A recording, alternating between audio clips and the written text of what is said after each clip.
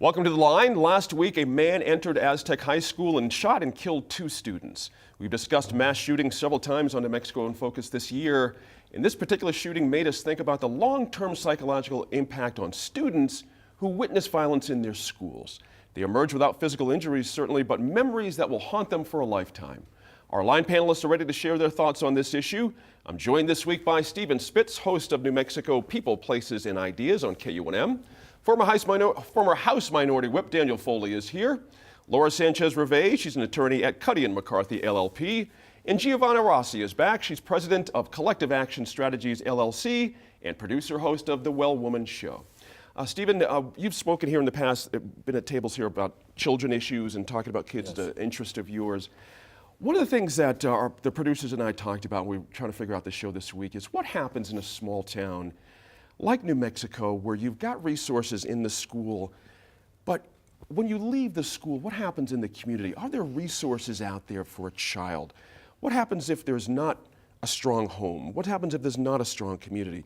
You know, how does a child reach out, and what are the responsibilities of town fathers to reach out? You see where I'm going here? It's a difficulty for kids out there. What are your thoughts on that? Well, let me just say first that what happened was heartbreaking. Right. Not just for the families of the slain students, but for everyone involved. Right. That's right. And you know, I guess I would say that counseling is key. Right. For all the students, both at the school and then away from the school, because undoubtedly they were severely affected. Right. I've done a couple of shows that touch on this. One on severely mentally disturbed people, and another one on zero suicide.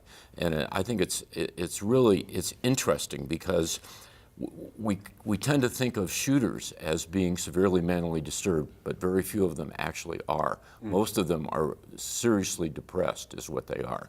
And the Zero Suicide show had a psychiatrist on that came up with the concept of zero suicide. And what that does is when you go in to see your healthcare professional, you're asked questions about being depressed, et cetera, et cetera. If you indicate anything about being blue, having suicidal thoughts, you immediately go to an on-site psychotherapist. Right. And that on-site psychotherapist does an evaluation. And if that evaluation comes back positive, he then works with you, gets your family involved, creates a safe zone, which includes taking lethality away, weapons and drugs. So I think we can do something about these mass shooters, and we can do something about the families and the kids.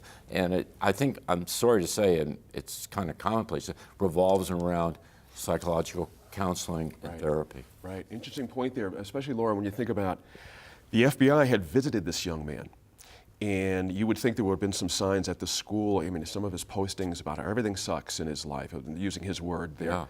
Yeah. That's a difficulty. But again, back to that point about when that kid walks out the door that has survived a shooting. You come from a smaller town here in New Mexico, not that you've had a situation there, but you know, resources, like what I'm talking about here. Your thought on that? Well, I think it's very difficult in small towns in New Mexico. I think it's difficult for schools in general, especially with budget problems and you know, having to account for every little penny, and we're just still feeling the effects of you know, bad economy here, and so the school districts really suffer in terms of resources.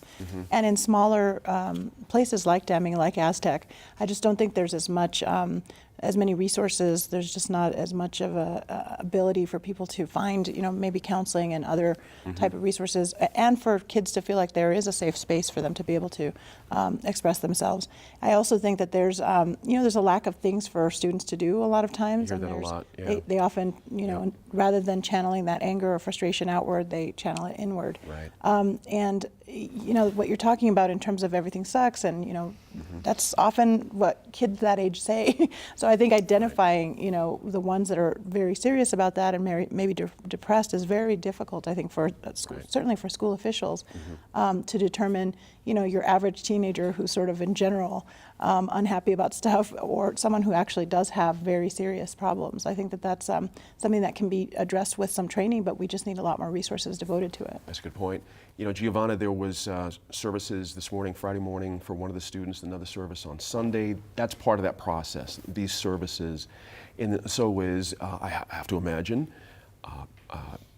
if you have a church in your life, you have a pastor in your life, but again, some kids just don't. They don't have that. So I'm curious again where the community sort of has to rally Yeah. for individual kids. Well, first of all, just to echo everyone's sentiment, it's just such a tragedy that nobody ever expects to have to be dealing with or talking about. So definitely a lot of compassion for the school and for the kids and the parents and just everybody dealing with this right now. I will say that there are some guidelines from the American Association of School Counselors, you know, different things that people, you know, are putting in place in these schools. Guidelines like, you know, try to make, you know, keep the routines as normal as possible for the children.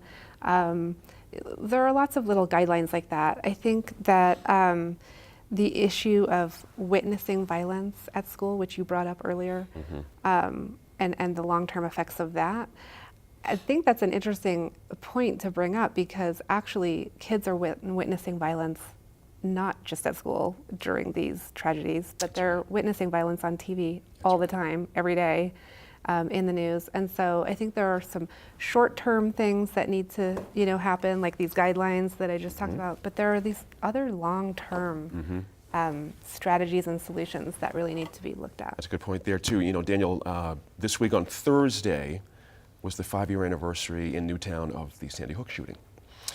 And one of the things I read about was some of the town fathers, getting to Giovanna's point, where you cannot have that amount of children and adults killed and then things are okay a month or a year later. You know, this is a long-term process for a community to really sort of come back. And I know in Aztec they're going to rebuild, as I read it, they're going to rebuild that portion of the school and rename it after the kids who were tragically killed there, and that's part of that process.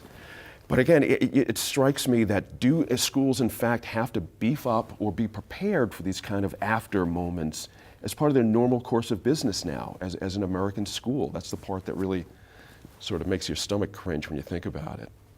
Yeah, I mean, I think it's the reality of the world we live in nowadays, whether we like it or not. Right. I mean, I think whether it's access to violence on video games and television, movies, you know, I watched what my kids grew up with and what I grew up with. I mean, I grew up with Pong and Space Invaders, and my kids grew up with Call of Duty and you know, slaying That's right. zombies. Yeah.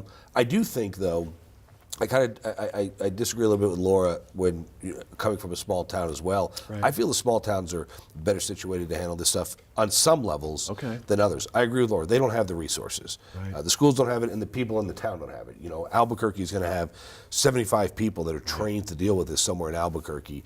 Aztec doesn't. But what Aztec does have is you're going to find that overwhelmingly in these smaller communities, those kids know each other. Gotcha. They know everybody. They're involved. They're going home with other kids. You know, I grew up in Cloudcroft, and we were a 1A school, and I mean, I watched my kids that went to Rio Rancho. You know, we didn't have really a bunch of groups. We had guys and girls, right? You had the guys in the class and the girls in the class, and we all hung out together.